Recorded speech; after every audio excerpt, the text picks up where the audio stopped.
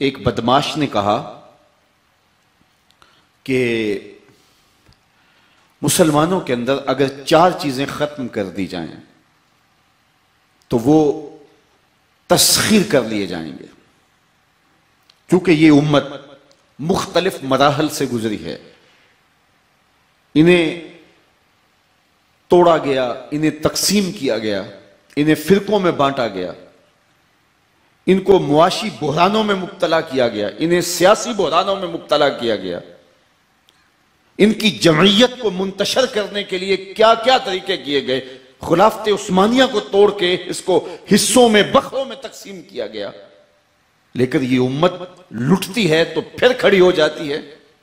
جب Hulagu Khan Baghdad کو اجاڑا تھا تو کوئی کہتا نہیں تھا کہ امت پھر کبھی کھڑی ہوگی، انسانی سروں کا مینار تعمیر کیا گیا اور اس قدر قتل عام ہوا کہ 3 دن تک دریائے دجلہ کا پانی خون بن کے بہتا رہا، لوگ اپنی جان چھپانے کے لیے تہہ خانوں میں چھپ گئے اور پھر دجلہ کا بند توڑ دیا گیا، 1.25 لاکھ لاشیں ہم نے تہہ خانوں سے اٹھائیں۔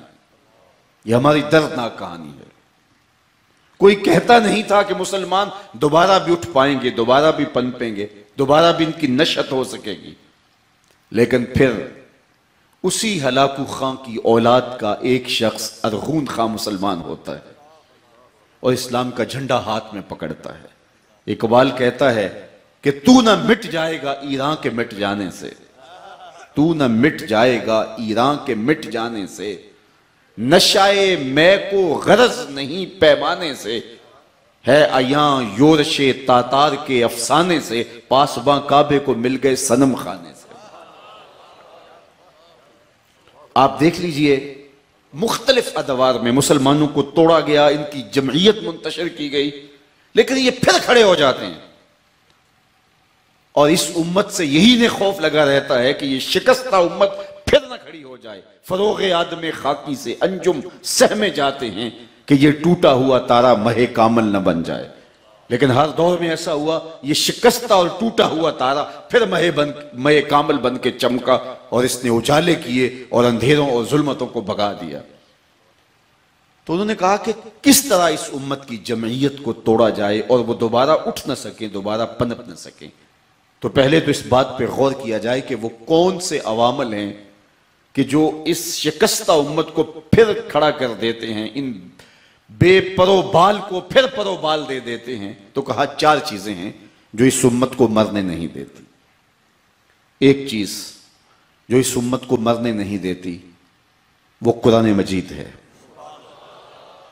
جو اس امت کو زندہ رکھے ہوئے ہے، اور قرآن مجید کی جو روح ہے وہ دلوں میں ہلچل پیدا کر دیتی ہے اور شکستہ درماندہ مٹی کٹی لٹی بے آباد اور خانمہ برباد امت کو پھر اپنے پاؤں پہ قرآن کھڑا کر دیتا ہے۔ ابھی قرآن پڑھا جا رہا تھا، کتنے لوگ ہوں گے جن کو اس کے ترجمے اور مفہوم سے آگہی ہو رہی ہوگی؟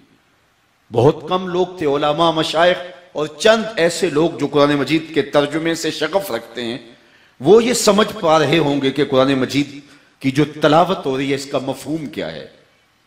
باقیوں کو مفہوم کی سمجھ نہیں آ رہی تھی، لیکن قرآن کا لطف روح میں اتر رہا تھا، قرآن کا نور دل میں اتر رہا تھا، قرآن کا نور دل میں اپنی جگہ بنا رہا تھا۔ یہ قرآن ہے، کتاب زندہ ہے قرآن۔ اقبال نے کہا تھا کتاب زندہ قرآن حکیم، حکمت او لا یزال است و قدیم۔ یہ کتاب زندہ ہے، بلکہ آگے چل کسی نظم میں اقبال بولتے ہیں فاش بھی گوئم کے در دل مزمرست، این کتاب نیست چیز دیگرست۔ میں کھل کے نہ کہہ دوں جو میرے سینے میں چھپا ہے یہ کتاب نہیں، یہ کوئی اور ہی شے ہے، یہ مردہ قوموں کو کھڑا کر دینے والی کتاب ہے۔ اور یہ امت جب اس کتاب سے جڑتی ہے تو اس کتاب سے زندگی ملتی ہے۔ یہ حیات آفری کتاب ہے، اس کا لفظ لفظ روشنی بانٹتا ہے، اس کا حرف حرف اجالے بانٹتا ہے۔ نور و نکھت سے مالا مال یہ کتاب دلوں کی مردہ زمینوں اور بنجر زمینوں کو حیات نو بخش دی ہے۔ تو کہا ایک قرآن مجید ہے جو ان کو زندگی دیتا ہے، اس کی فکر کبھی فرسودہ نہیں ہوئی، اس کا فلسفہ کبھی پرانا نہیں ہوا۔ قرآن مجید کا پیغام روحوں میں اترتا ہے اور گھر کرتا چلا جاتا ہے۔ دنیا کے کسی بھی خطے میں رہنے والے لوگ ہوں، اسلام کے ساتھ ان کا تعلق اس کتاب کی وجہ سے مضبوط رہتا ہے۔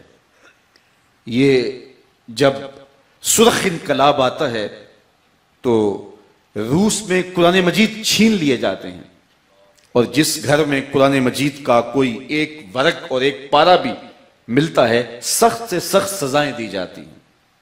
مساجد کو تالے لگ گئے اور قرآن مجید چھین لیے گئے، مدارس اجاڑ دیے گئے، اور کوئی نہیں کہتا تھا کہ یہ دوبارہ بھی کھڑے ہوں گے۔ لیکن آج دنیا کے خطے پہ یہ جو آزاد ریاستیں ہیں، اس وقت جو اسلام کے جتنا قریب وہ ہیں اور جس قدر سینے کے اندر حرارت اور ایمان کی بہاریں وہ لیے ہوئے ہیں، یہ قرآن کی برکت سے۔ میاں قرآن تو چھین لیا گیا، لیکن قرآن مدارس سے اٹھا لیا گیا، مساجد سے اٹھا لیا گیا، گھروں سے اٹھا لیا گیا، لیکن ماؤں نے لوریاں دے کے بچوں کو قرآن پڑھایا۔ تو قرآن اس امت کی زندگی ہے، قرآن اس امت کو کھڑا کر دیتا ہے۔ ایک تو قرآن جب تک ان کے اندر موجود ہے اتنی دیر تک یہ قوم، یہ امت ناقابل تسخیر ہے۔ دوسری چیز جو اس امت کو، اس قوم کو مرنے نہیں دیتی، وہ حج کا اجتماع ہے۔ یہ مسلمانوں کی وحدت کی علامت اور ضمانت ہے۔ جتنا خوبصورت نظم مسلمانوں کو دیا گیا ہے پوری کائنات میں کسی اور کے پاس نہیں ہے۔